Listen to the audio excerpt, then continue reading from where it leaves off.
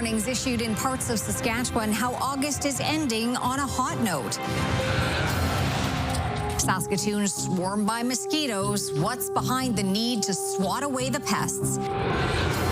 And why the rush to return to class is getting costlier. This is CTV News with Chantel Saunders. Good evening. After a summer of fire, smoke, and thunderstorms, the last week of August stands out as a scorcher, with heat warnings issued in northwestern Saskatchewan. Jasmine Pelche on the atypical weather for this time of year. Weather across Saskatchewan has been hitting daytime highs around 30 degrees, and some Prince Albert residents aren't complaining. I think people forget too soon how cold it gets here and for how long, so I enjoy it. Longtime resident Fred Chubak is out in the heat watering his lawn so it stays in top shape through this week's hot stretch. I put a lot into it this year in time and effort and seed, so I want to try and keep it look nice. Keeps the neighborhood look nice. A heat warning was issued for northwest Saskatchewan. The warning only covers the north half of the province, as areas in the south continue to see the temperature drop overnight. This is typically the time of year where temperatures really start to kind of fall off the cliff and get colder as we make our descent into fall and then winter. So to be hanging on to this kind of heat this late in the summer is getting more and more impressive relative to historical norms. Environment Canada says this heat episode stands out because it isn't common to see this many days in a row where daytime temperatures hover around the 30s. The coming days may even break some heat records in the north half of the province. As you go further north, the heat is more and more anomalous. So as you go further north, that's kind of where we're expecting more records to fall. This hot weather is expected to continue into the weekend, but some relief from the heat is likely to arrive for Saskatchewan residents either Sunday or Monday, with the arrival of cooler temperatures. Jasmine Pelche, CTV News, Prince Albert.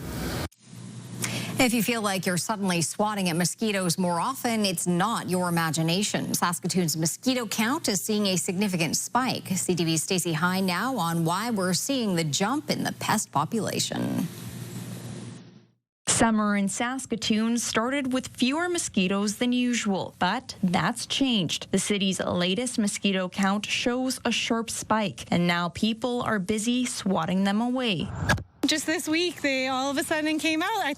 I thought we were free this summer from mosquitoes, and then all of a sudden, bam. I feel like they got worse, really recently. As the seasons progressed, into July and August, it's gotten worse. The city measures the number of biting mosquitoes each week. The most recent numbers show each trap is averaging 25 mosquitoes per night, 5 times the average from this time last year, and up by 10 from the 10-year average. And you don't have to go far to substantiate those numbers. I was out in my front watering for 3 minutes, and I think I came in with 3 different bites.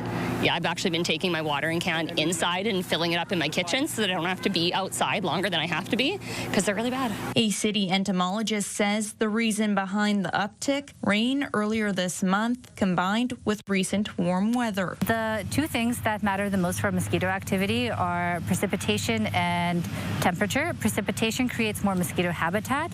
Temperature speeds up mosquito development. But there are a few steps you can take to get these bugs to buzz off. Make sure you're cleaning those yeast troughs. Mosquitoes really like having a little bit of grass or organic matter.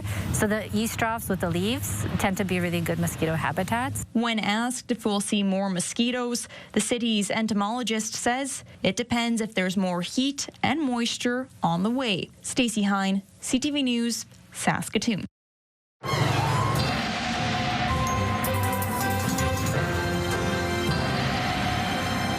Well, Jeff, I think you're going to be delivering that heat. The heat. It doesn't look like there's going to be widespread moisture. Some parts of the province will see a bit more in the way of inclement weather or precipitation. That's particularly down in the southwest. But generally speaking, we have still got hot temperatures in store for most of the long weekend, just not all of the long weekend. We'll talk about those details later on. The first day of classes for students is less than a week away, and as families get ready to go back to school, they're noticing their wallets are a little lighter. Keenan Sorokon with those details.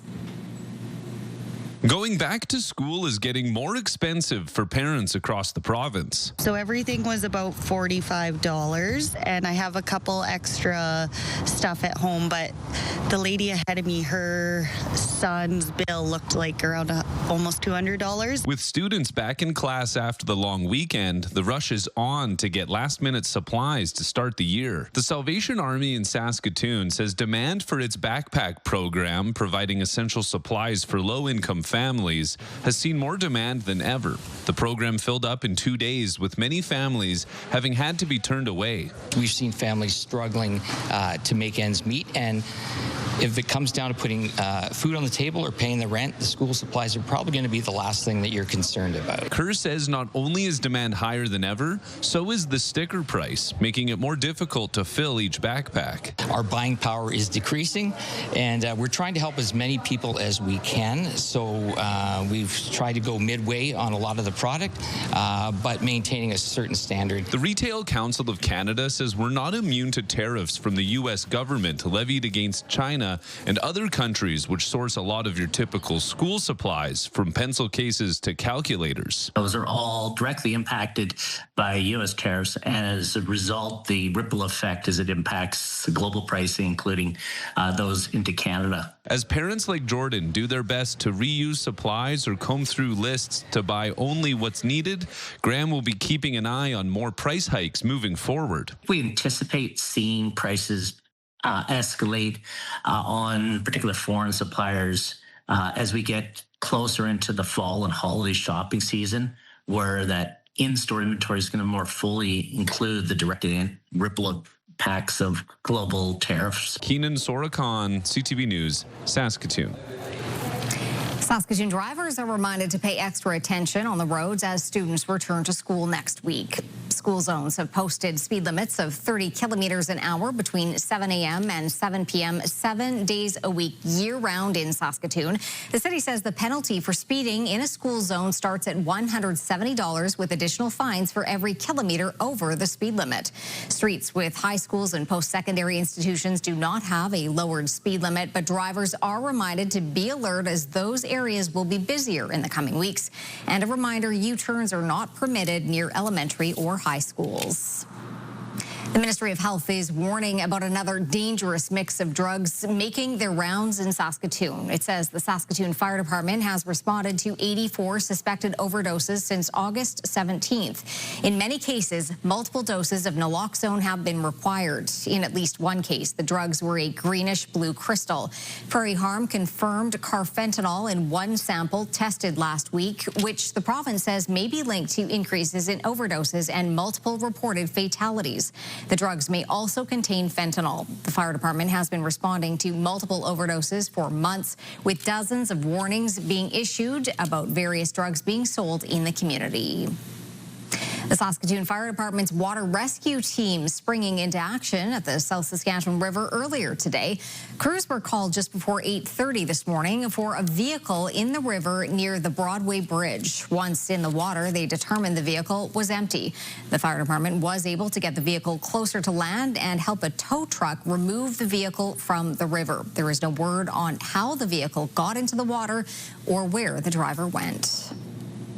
The annual ban on pruning elm trees will be lifted in the coming days. As of Monday, the province says residents can again prune their trees. The ban is in place between April 1st and August 31st each year to reduce the spread of Dutch elm disease, a fungus spread by elm bark beetles that kills elm trees. The fresh cuts from pruning can attract the beetles and spread the disease to healthy trees. Several trees recently had to be removed in a handful of Saskatoon neighborhoods after Dutch elm disease was confirmed. The Saskatchewan NDP is echoing concern about a Regina Motel being used as a temporary accommodation for social services clients. Earlier this week, clients and advocates raised concerns over the conditions at the Coachman Motor Inn. They say the rooms are filled with cockroaches and bed bugs with drug activity taking place outside. The NDP says it's shameful what the Sask Party is doing to vulnerable people. To put clients in conditions like this is unacceptable. They should be reviewing and inspecting these hotel rooms. I would ask Minister Jensen if he would put his family up in these conditions. I doubt that he would. So perhaps he should come down and have a look at the conditions that they're putting their clients in. Earlier this week, the province said if a client has a health or safety concern regarding a room, the ministry will find other accommodations. The SHA says health inspections have been conducted at the motel on August 18th and 26th, with recommendations being given to the building's owner. Uranium companies Cameco and Orano have finalized an agreement with Rise Air for transportation services for their workforces. The 15-year agreement is worth approximately $500 million and will see Rise Air, which is an Indigenous-owned airline, provide transportation for workers to operate in northern Saskatchewan. The CEO of Rise Air calls the agreement transformative and says it will allow the airline to upgrade facilities, invest in modern equipment, and expand hiring and training. The company says previous agreements with Rise Air have typically been for 3 years or less. Rise Air is owned by Athabasca Basin Development and Prince Albert Development Corporation, making it one of the country's largest Indigenous-owned airlines. The U of S Huskies football team hits the field for their season opener in Alberta this weekend. As Matt Young reports, there is plenty of experience on the roster this season and some hoping to improve on last year. Keep working, play hard and stuff, practice like I play. That's the message Huskies wide receiver Ethan Clacy says he's been getting from head coach Scott Flory. The third-year receiver is already proving he can make plays, catching a touchdown pass in a preseason game against UBC last week. A nice start to the year after having to recover from an injury. Oh, that felt great. Last year I tore my Achilles, so was recovering from that, and it felt great to come back this year and be able to make plays out there. Didn't get back until about midway through last season, so he's been kind of developing, and opportunity presented itself, and he's taking the reins, and he's going to get the opportunity Friday night to get some targets and get some catches. Clacy was recruited from Cochrane, Alberta in 2023, with Flory praising his ability and skill set, and joining the Huskies seems like a good fit so far. He's a great player. I mean, that's why I recruited him out of Cochrane. He was, he's a dynamic player. He's got great feel. He's got great grit. Clacy joins an experienced group returning on offense, including fellow receivers Rhett Vavra and Daniel Wiebe, running back Riker Frank, and fourth-year quarterback Anton Amidjert, who played in the East-West Bowl in May. I really saw some growth there. I think that the big thing for him, he's got such a big arm that he can get away with some things that other quarterbacks can't. He can sit on his back foot. He can wait on some things. Defensively, several major pieces are back, including Seth Hundaby, Charlie Parks, Ethan Lang, and a D-line which could pose problems for opposing quarterbacks. Overall, the Huskies ranked first in the Canada West coaches poll to start this season and ninth in the country. But Flory says that doesn't matter. We know that we're in a fight every weekend. We just know that. We know that, and we got to make sure that we take care of our business. Huskies open the season in Alberta on Friday night. Matt Young, CTV News, Saskatoon. Still to come, we hear from survivors of the deadly shooting in Minnesota. Also, the state of sport in Canada, why concern is being raised over the culture.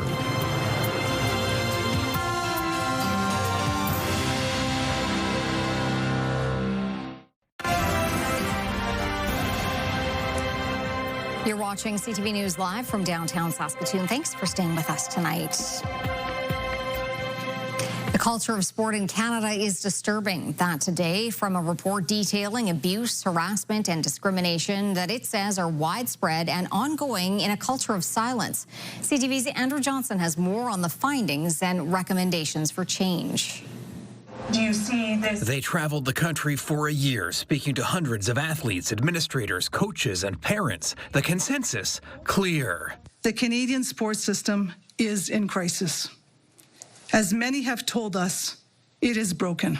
The Future of Sport in Canada Commission found evidence of widespread abuse and mistreatment at all levels. A lack of protection for children and Olympians alike, left vulnerable. Physical punishment, sexual assault, training while injured, humiliation, intimidation, isolation tactics, failures to provide medical care, discrimination, and exploitation.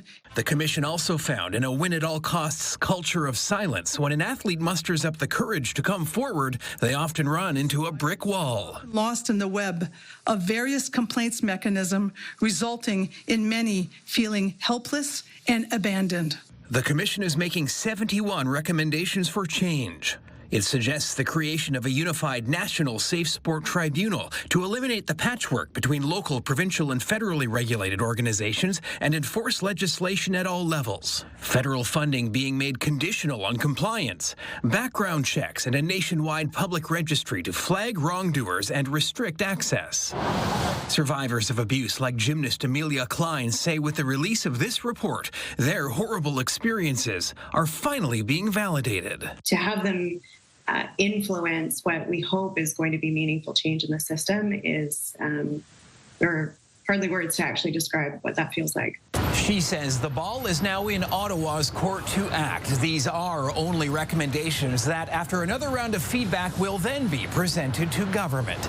Andrew Johnson, CTV News, Vancouver.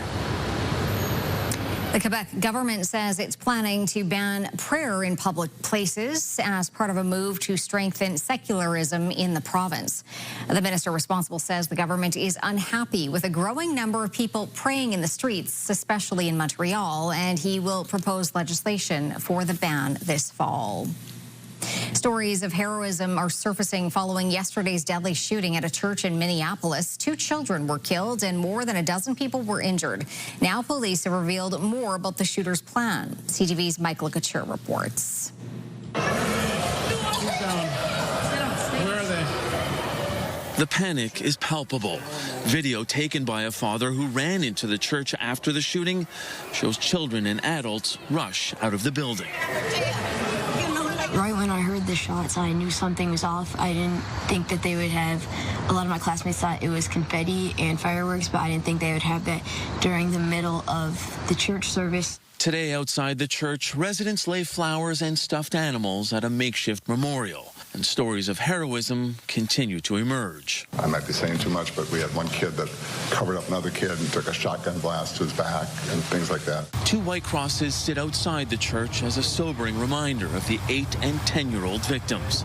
Officials say the total injured is now 18 people. 6 of those patients are in satisfactory condition. 5 of those patients are children.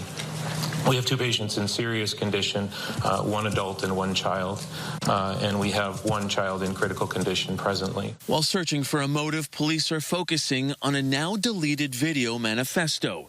In it, 23-year-old Robin Westman shows diary entries describing the killing of children. There was also a drawing of the sanctuary of the church and videos of weapons and bullets.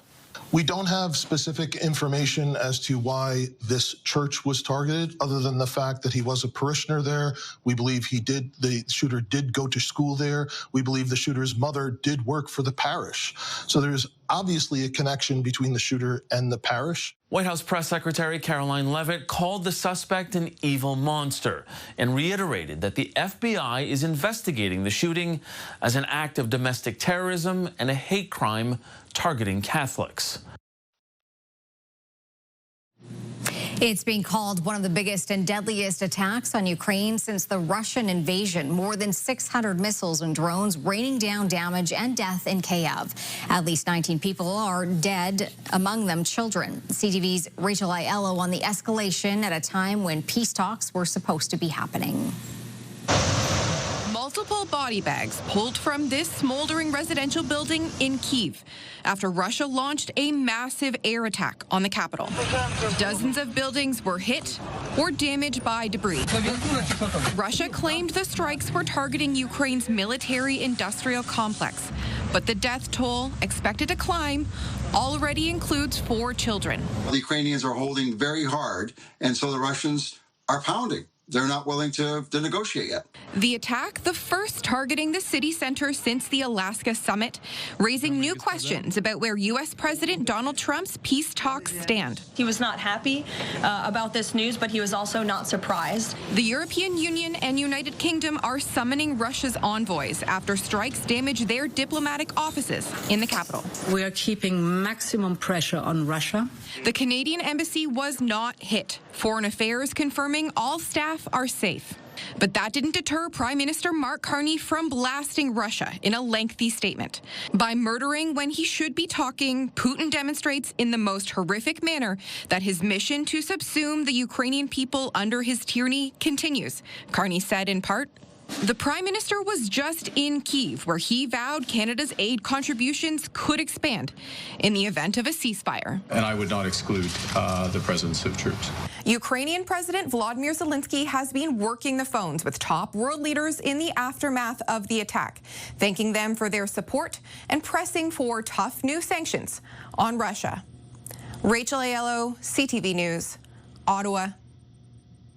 Canada Post is urging the Canadian Union of Postal Workers to revisit their offers following their most recent bargaining session yesterday. Canada Post says the gap between the parties is substantial and that the union has added new demands while hardening their position on several existing demands. The Crown Corporation says it received counter offers from the union last week in response to the corporation's best and final offers in May. Canada Post says it remains open to reviewing and discussion amended proposals on Tuesday. Canada Post reported a massive $407 million loss before tax in its second quarter. New data from Statistics Canada suggests that close to 40% of Canadian businesses plan to pass tariff-related costs onto consumers over the next year. Canadian businesses continue to look for ways to survive in the face of U.S. tariffs and counter-tariffs. Statistics Canada says in a release that despite increased costs, these businesses maintain a positive outlook this quarter that is similar to previous quarters. The survey also found that more than half of businesses expect to be able to operate for the next year or beyond if tariffs and counter-tariffs remain. Now to a massive sinkhole that swallowed up almost all of a major intersection in Toronto. It was caused by a water main break that has also flooded some basements. Beth McDonnell shows us. A giant sinkhole has opened up at Coxwell and Cosburg. The pavement turned into broken slabs, now at the bottom of a pit with underground pipes exposed. It's absolutely insane. The problem started, the city says, Wednesday night with a broken water main. That's crazy, and it's like coming out of the sidewalk like oil. The water flooded the street, damaged the pavement, and created the sinkhole, shutting down the East York intersection. Evelyn Ruiz was shocked to see all the water and says she called 311 shortly after 10. Still, the water eventually seeped into her and her neighbors' basements, making a mess. We're absolutely terrified and horrified to see this in our house again, water back in our house again. This morning, get up, my wife's like, you got to see the basement. And so there's like a layer of mud about 2 centimeters thick. The city says there wasn't a water main break at the intersection in July. Instead, it was a valve repair unrelated to the situation now. With respect to the sinkhole, the city says emergency crews initially responded to a smaller water main break with some water running into a catch basin. But it became more severe throughout the night, prompting crews to shut off the water to prevent further damage. Some residents feel the flooding could have been prevented. They had a water main break just across the street that they repaired in July, and now they're back, right? So it is a little frustrating. And the response time is not all that great. I mean, somebody called at 10 p.m. to report the problem, and it took until like around 4 a.m. to have the water shut off. That's a long time. I noticed when we were here for the Canada Day parade, the East York Canada Day parade on July 1st, there was leaking water. So when we saw the sinkhole this morning, it wasn't really much of a surprise because it's been going on for a while. The city says teams worked through the night to do repairs and support residents. The intersection is expected to reopen Monday.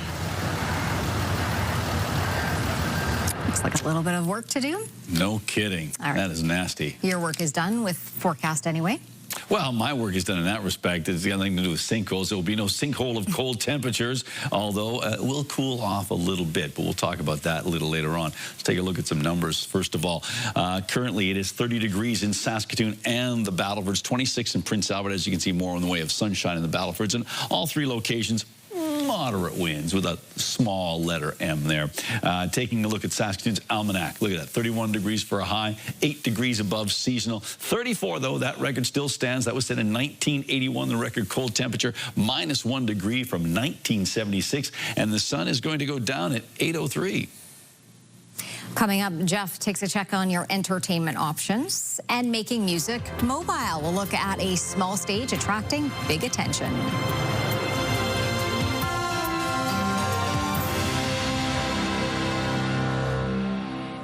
Welcome back. A nice shot here of the Ramey Modern, and yeah, get some lights going on there. Of course, tomorrow night there will be lots of people down by Riverland because we have the fireworks festival going on. So a lot of things going on in our city as we head into the long weekend. We'll talk about that on After Hours in just a bit. But let's take a look and see what's going on right now. We're keeping our eye on some of this active weather down in the U.S. of A. up through Montana and some other parts of the U.S., but impacting parts of Alberta. We're expecting some of that rain to move into southwestern Saskatchewan in the next 24 hours, so we'll keep our eye on that. Right now, let's just recap our temperatures. Currently, it is 30 degrees in Saskatoon and the Battleford's 26 in the Prince Albert region. The hot spot in the province today, Loon Lake at 33 big degrees. Cornack and Indian Head tied for the cold spot. That's 8.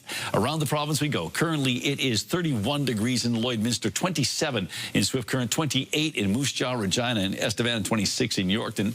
Into central parts of our province, temperatures ranging not all that much, ranging from 26 degrees in Rosetown and Wynyard up to 30 degrees, and that's in a number of locations. So yes, mid to high 20s into the low 30s for central parts of the province. Hot temperatures, not a surprise because we do have heat warnings in effect for northern Saskatchewan again, and they've actually expanded over the last couple of days. 31 degrees right now in Stony Rapids and La Ronge, 26 in Buffalo Narrows and Sandy Bay Island Falls. Down south, no break. In fact, not as hot as it is up north. Look at that. But temperatures on this part of our map ranging from 25 degrees in Broadview up to 29, and that happens to be in Leader. A lot of locations around 28 or 27 degrees. 23, I should point out, was East End. That's the coldest spot on that part of the map.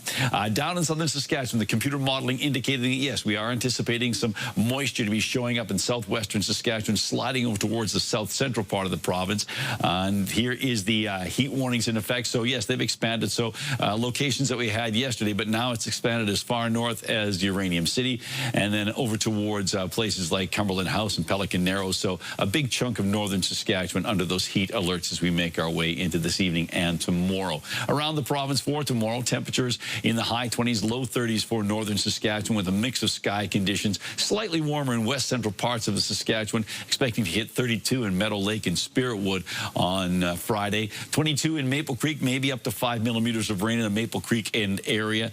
22 degrees for a high. 27 in Leader, though, because it's not raining. 30 in Outlook and Swift Current, 24 degrees. And temperatures in the high 20s, low 30s for southeastern Saskatchewan, expecting to top out at 31 degrees in Yorkton and 31 degrees as well in Watrous and Humboldt, 32 in Melfort and Hudson Bay. For the Battlefords overnight, dropping down to 13 degrees, mainly sunny skies tomorrow and 32 big degrees. 29 on Saturday, 30 on Sunday. Holiday Monday, 23. A little cool on back to work Tuesday, but bouncing back on Wednesday and Thursday.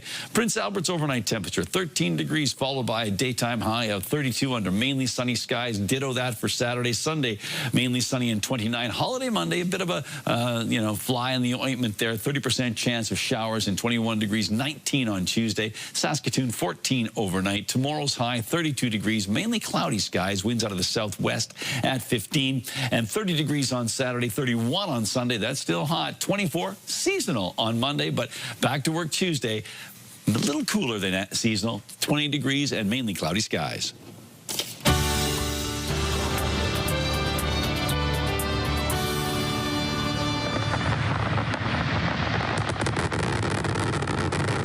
The Nutrient Fireworks Festival, a Labor Day long weekend tradition, returns to the banks of the South Saskatchewan on Friday and Saturday.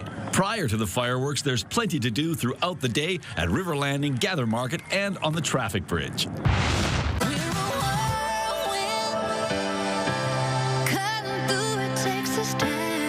Lainey Wilson's Whirlwind Tour touches down at Sasktel Centre on Saturday night. The music starts at 7.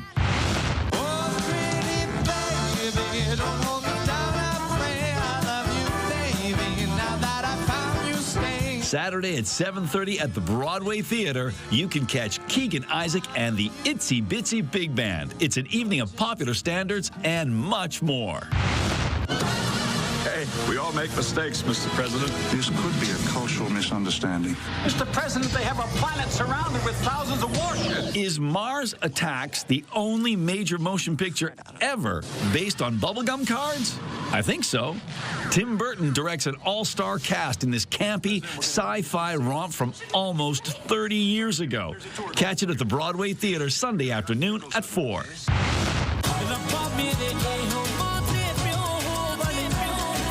Actor and singer Ranjit Bawa is live on stage Sunday evening at TCU Place.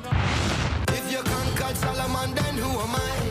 Even his father, King David, sent his soldier to die. Traffic Jam 2025 featuring Damien Jr. Gong Marley and Stephen Marley lands at TCU Place on Tuesday. Showtime is 8 o'clock.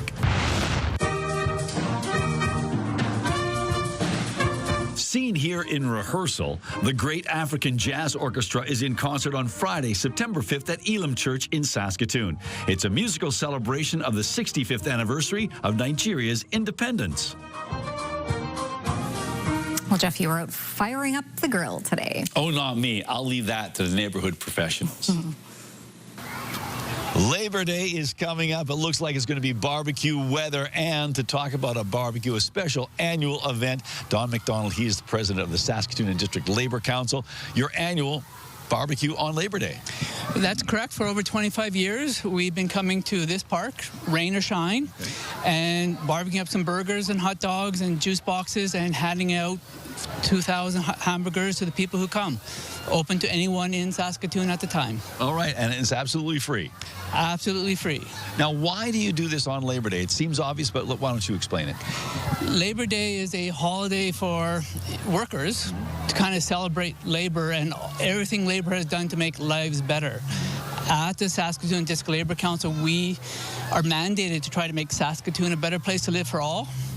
And this is our way to kind of give back to the city of Saskatoon while we contemplate, what is happening in and around and how life could be better, right? All right, and so what time do things get underway on Monday? We'll be starting giving burgers and hot dogs out at 11 o'clock, and we're hoping to wrap up at 1 o'clock. All right, so you can get down here, enjoy the annual Saskatoon and District Labor Council's annual Labor Day barbecue. Thanks so much, Don. Anytime. Take care. All right, Jeff, you've got a variety, as always, in Pick of the Day. Yeah, we have a big three selection, as we often do. Sometimes it's four, but today it's the usual three. I'm going to start off with this one picture from Alan. A beautiful evening on Emma Lake as the sun is setting. Some amazing days of summer are still here to be enjoyed. I couldn't agree more, Alan. That is a lovely shot of one of our beautiful lakes here in the province. Great shot there. Next, from Neville. This is interesting. This comes from Neville Anshaw from Pathlow. It's a small hamlet near St. Brew and Melford area. I had to look it up. But he says, while yard cleaning, I came upon this yellow-green toad. It's about 12 to 15 millimeters long. We have lots of toads in our garden, but this is the first time I've ever seen a yellow-green one. So there you go. Something new every day.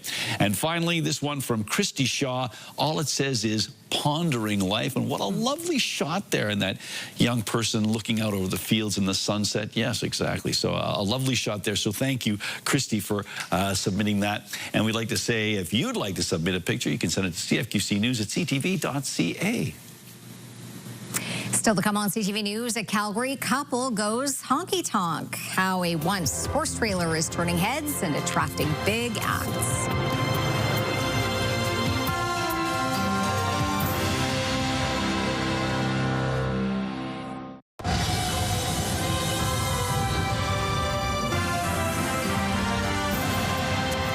The Calgary couple's country music dreams are big, even if the stage is small. They've created the littlest honky-tonk, a converted horse trailer that now serves as a mobile music venue.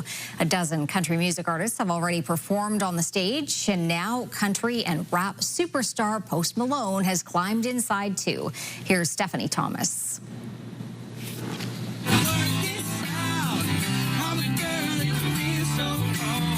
Post Malone and his band crammed into the littlest honky-tonk, a converted horse trailer towed from Calgary down to floor level at the Rice Eccles Stadium in Salt Lake City, Utah. Posty is on the road for his country album F1 Trillion Stadium Tour, but he wanted to strum on this little stage.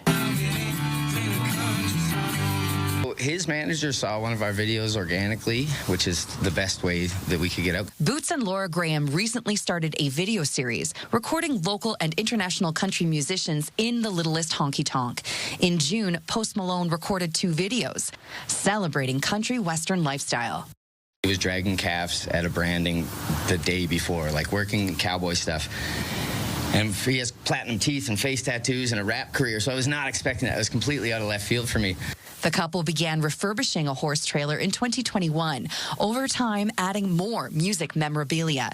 Now, it's like a mini museum. It's like stuff we're interested in and have always been interested in, so it's like country music stuff. As people know what we're doing, they kind of want to be a little part of the project as well. The stories from this tiny set are almost as precious as the items on its walls. Post Malone stood between these horns, or Corb Lund was a little bit too tall, so he had to crouch down in here. And they hope to one day host other icons of country music and maybe take the trailer down to Nashville. Sky's the limit. Dolly Parton. Here we come. Stephanie Thomas, CTV News, Calgary. When we come back, what's slowing farmers in the fields? And later, the stunt from the sky, courtesy of one Daredevil.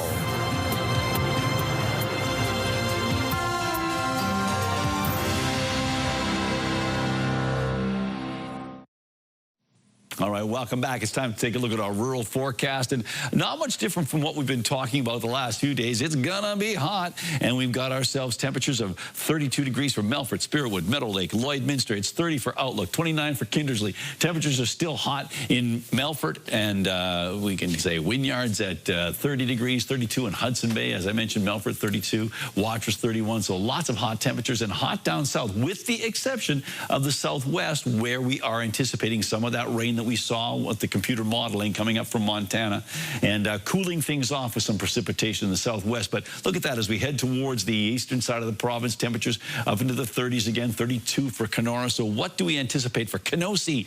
Good old Kenosee Lake, home of, I think it's gone now, the Kenosee Gardens. Rocking good times. Anyhow, we've got ourselves partly cloudy skies, 30 degrees, and light and variable winds, so it looks like it's great lake weather. And Kenosee Lake is where internet plans of up to 1 gig are available from Saskatoon. Hot weather, thunderstorms, and hail were all seen in different parts of the province as harvest continues to fall behind the average pace.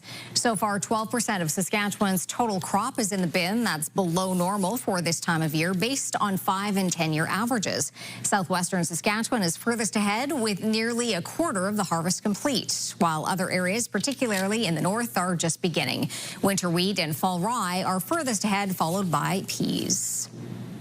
The excitement is building for the Labor Day Classic kicking off in Regina this weekend, and it's not just fans waiting for the big day. As Donovan Mace reports, a lot of the players are looking forward to it, especially those from Saskatchewan.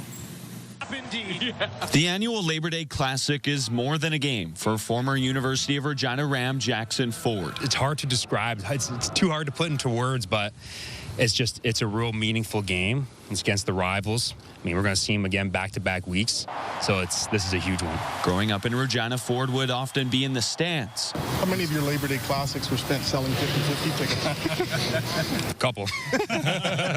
Definitely a couple. But I wasn't selling too many 50-50s that time. Ford has played in just one previous Labor Day game. In 2023, he made quite the impact.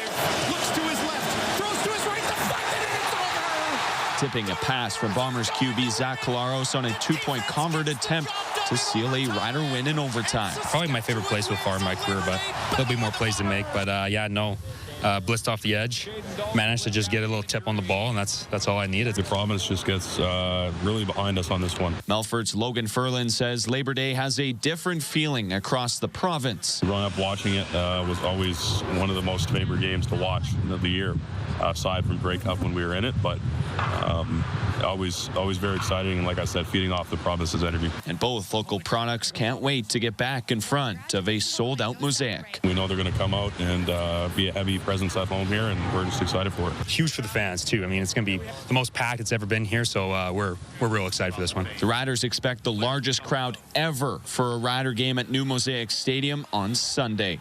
Donovan May, CTV News, Regina. The options to his right, that's where he's going to throw. He's looking to the end zone. Ajo goes up and he's got it. Unreal stuff from Ajo. Meanwhile, receiver Ajo is on his way back to Riderville, signed by the team today. The Canadian pass catcher was waived by the Indianapolis Colts after signing with them in the offseason. In his rookie season with the CFL last year, he had 20 catches for 307 yards and 2 touchdowns in 12 games. Some good news for another pair of major banks in Canada as both topped analysts' expectations for quarterly profits. Lindsay Biscaya has more on that. Both TD and CIBC have beat profit expectations in their latest quarters. Earlier this year, higher interest rates and the threat of a trade war with the U.S. caused most banks to increase their loss provisions. But it turns out, so far, tariffs have had less of an impact on the economy than expected. Analysts say CIBC in particular outperformed its peers with a strong net interest margin and cost control. And here's a look at how the trading day ended today. The Canadian dollar is up slightly at 72.71 cents U.S. West Texas Intermediate climbed 45 cents to 64.60. Western Canadian Select also up 95 cents to 51.18. And the TSX is also up, finishing at 28,434. Those are your business headlines. I'm Lindsay Biscaya. Turning to local gas prices now, the average price in Saskatoon is $1.40 for a liter. That is holding steady. The lowest price in town is $1.29. On Saskatchewan markets, Cameco finished the day at $108.14, and Nutrien was up. Coming up, the stunt that gave this Daredevil wings. Then learning to drive one step at a time.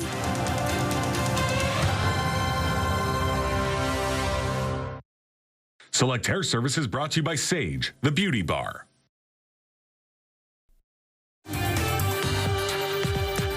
Stay with us. We've got another full night of great shows for you right here on CTV. Well, a world-famous skydiver has pulled off a jaw-dropping stunt that left many in San Francisco awestruck.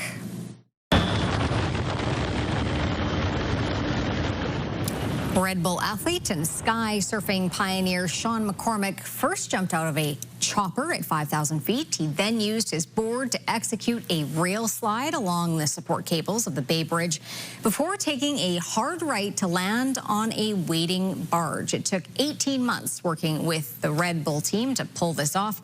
The drivers who had to wait for the bridge to reopen, maybe a little less impressed. Maybe they saw the video. Yeah, well, maybe if they saw the video, it's like, but if you're late for work, it's like, oh, why are you late for work? A guy was skydiving and he rode his board on the yeah, okay, you're fired. Okay. Well, now they've got proof. Yeah, that's true. Yeah. So there's that.